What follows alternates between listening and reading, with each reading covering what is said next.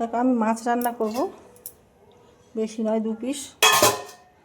তার জন্য আমি আদা, কাঁচা লঙ্কা দুটো, জিরে গোটা, টমেটো এটা আমি পেস্ট করে নেব।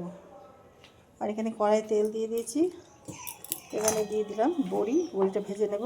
নুন হলুদ মাখিয়ে নিচ্ছি, বড়ি ভাজা হয়ে গেল।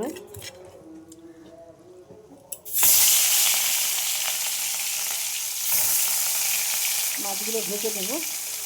একটা কাঁচা কলা নিয়ে নিয়েছি, এর কষটা তোলার জন্য আমি একটু ময়দা ছিটিয়ে দিলাম,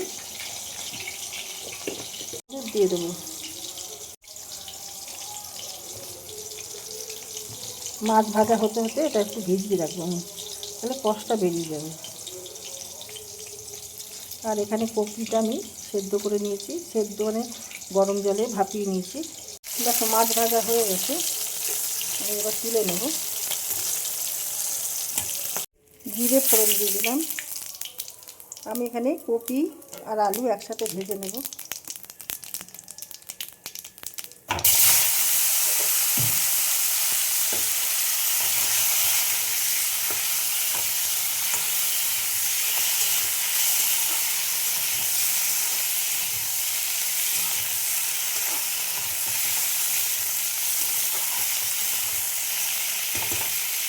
কপি আলু ভাজা হয়ে গেছে, এদিকে বেগুন দিয়ে দিলাম। আর কাঁচা কলাগুলো দেখো রসগুলো উঠে গেছে, গোলা দেখো এরকম জল। কাঁচা কলাও দিয়ে দিলাম।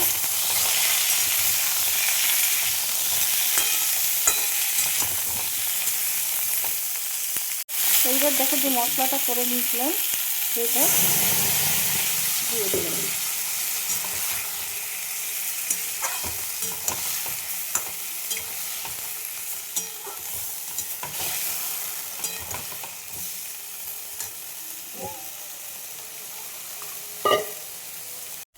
নুন দিয়ে দিলাম পরিমাণ বুঝে,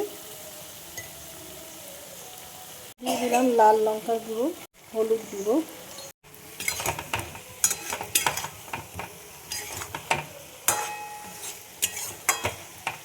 এইভাবে মশলার সাথে সবজি সব কষিয়ে নেব একসাথে।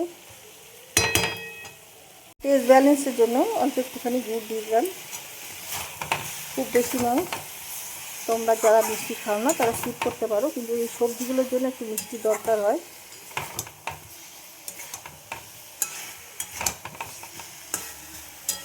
এটাকে বলে রসা ঝোল।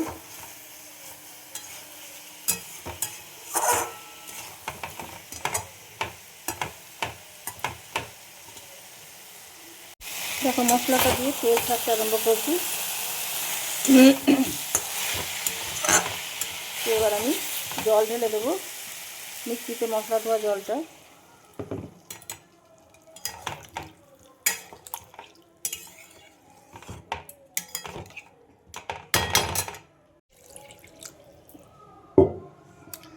কাঁচা কলাটা এইভাবে করে রাখলে ঝোল বা কোনো তরকারি করলে সেটা কালো হয় না।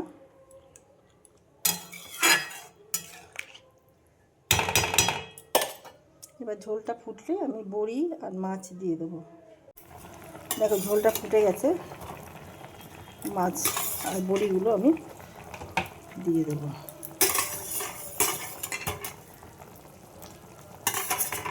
এটা মাছ না দিয়েও করতে পারো, সেটাও খেতে ভালো লাগে।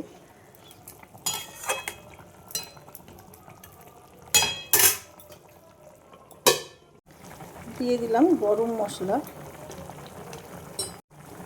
ধনে পাতা,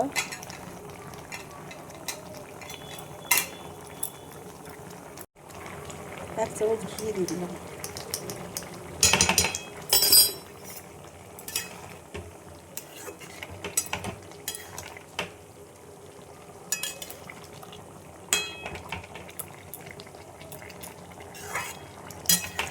ঝোলটা আমার হয়ে গেছে, আমি এবার নামিয়ে ফেলবো।